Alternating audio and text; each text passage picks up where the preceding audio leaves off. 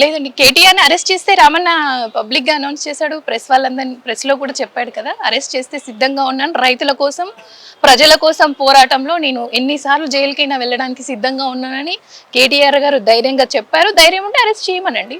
ప్రజల కోసము ఎన్నిసార్లు అరెస్ట్ అయినా రామన్న ఒక్కరే కాదు. ఎవ్వరైనా సిద్ధంగా ఉన్నారు పార్టీలో. రామన్న ఒక్కరే కాదు. అంటే కేవలం అర్థమవుతుంది ప్రజలకి.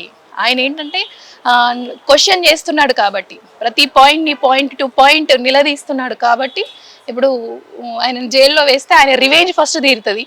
సెకండ్ ఏంటంటే దీన్ని మళ్ళీ డైవర్షన్ చేయొచ్చు. ఇవన్నీ ఒక ఒక దీంట్లో ఉన్నాడు. ఆయనకి ఎవరు చెప్తున్నారో, ఆయనకి ఈ పాలన ఇట్లా చేయమని ఎవరు చెప్తున్నారో తెలియదు కానీ మరి ఎట్లా సీఎం అయిందో కూడా అర్థం కావట్లేదు. సరదాగా జైలుకి వెళ్ళాలని ఎందుకు అనుకుంటారండి? ఇప్పుడు మాకు మేముగా, లేకపోతే మా పార్టీ వాళ్ళు, లేకపోతే రామన్నం, మేమందరం ఎవరము కూడా ఈ పాయింట్ని లేవనెత్తట్లేదు. ఇప్పుడు మీరే అన్నారు ఏమని, అరెస్ట్ చేస్తానంటున్నారు కదా అని చెప్పేసి.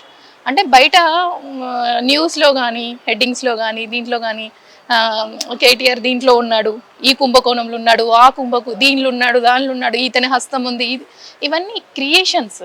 దేంట్లో ప్రూవ్ చేయగలిగారు? అవును, ఇప్పుడు మొన్న కార్ల విషయంలో కూడా చెప్పారు. నువ్వు జిహెచ్ఎంసీ నుంచి ఫండ్ పంపించాము, అంటే మనకి ఇక్కడ అభివృద్ధి ఇంకా ఎక్కువ అవుతుందని పంపించామని నిజాయితీ ఒప్పుకున్నారు. దాన్ని కుంభకోణం ఎట్లా అవుతుంది? ఫోన్ ట్యాపింగ్ అన్నారు, ప్రూవ్ చేశారు? లేదు. దేన్ని ప్రూవ్ చేయగలుగుతారు? ఇప్పుడు దీంట్లో లగచర్ల దానిలో హస్తం ఉంది అన్నారు. ఒక నాయకుడు అన్నప్పుడు ప్రతి ఒక్కరితో ఫోన్ మాట్లాడే సోర్స్ ఉంటుంది. వాళ్ళు నాకు కష్టం వచ్చినప్పుడు నేను చేస్తా, రామన్నా నాకు ఈ ప్రాబ్లం ఉంది ఇక్కడ అని చెయ్యొచ్చు, మాట్లాడుకోవచ్చు. ఒకవేళ అట్లాంటి ప్రూఫ్స్ ఉంటే మరి చెయ్యాల్సింది. ఎవరు కూడా కావాలని అరెస్ట్ కావాలని ఎవరు అనుకోరు. ప్రజల కోసం, ప్రజల పక్షాన నిలబడ్డ నేతని అరెస్ట్ చేస్తే వాళ్ళకే నష్టం. అది వాళ్ళకి అర్థమైంది.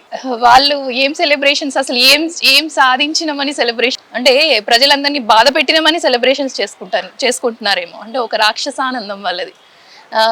కామన్గా ఏంటంటే రాక్షసానందం పొందడానికే ఇప్పుడు మళ్ళీ ఇవన్నీ కూడా, అంటే వాళ్ళు పెట్టిన లిస్ట్ కూడా నేను చూశాను. నవ్వొస్తుంది. ఏం చేశారని, ఎవరికి ఇచ్చారని. ఇప్పుడు మహిళలకి హ్యాపీగా లేరు, రైతులు హ్యాపీగా లేరు. నువ్వు ఒక బస్సు పెట్టి మేము బస్సు ఇచ్చినాం అంటే ఆ బస్సులలో పోయే జనాలు ఎంతమంది? మహిళలు బస్సులలో ఓన్లీ ఈ సిటీ వర్షన్లో దీనిలో ఉన్న వాళ్ళు వెళ్తారు. ఇప్పుడు కూలి పనులకు వెళ్ళే వాళ్ళు కానీ, వ్యవసాయ పనులకు వెళ్ళే వాళ్ళు కానీ వాళ్ళు రోజు బయటికి వెళ్ళారు కదా, ఏదో నెలకు ఒక రోజు వెళ్తారు. వాళ్ళకి బస్సుతో పని వాళ్ళు 50 రూపాయలు పెట్టుకునే స్తోమత మాకు లేదా? ఎవడు పెట్టుకున్నాడమ్మా అంటున్నారు. ఊర్లలోకి పోయి బస్సు ఎక్కుతున్నారా మీరు? బస్సు యూజ్ అవుతుందా మీకంటే? వాడిని అదేవాడు పెట్టమన్నాడమ్మా, మాకేం యూజ్ అయ్యేది? రోజు ఉద్యోగాలకు పోయేటోళ్ళకంటే పనికి వస్తుంది, మాకేం పనికి వస్తుంది అనే ఒక ఇదిగా మాట్లాడుతున్నారు. అంటే ఏ ఒక్కరు కూడా ఈ పాలనలో, కాంగ్రెస్ పాలనలో సంతోషంగా లేరు. ఒకవేళ వాళ్ళు ఈ 1 year సెలబ్రేషన్ చేసుకుంటే మేము ప్రజల్ని సక్సెస్ఫుల్గా పీడించినాం, సక్సెస్ఫుల్గా మేము ఫెయిల్ అయినామని వాళ్ళు చేసుకోవాలి.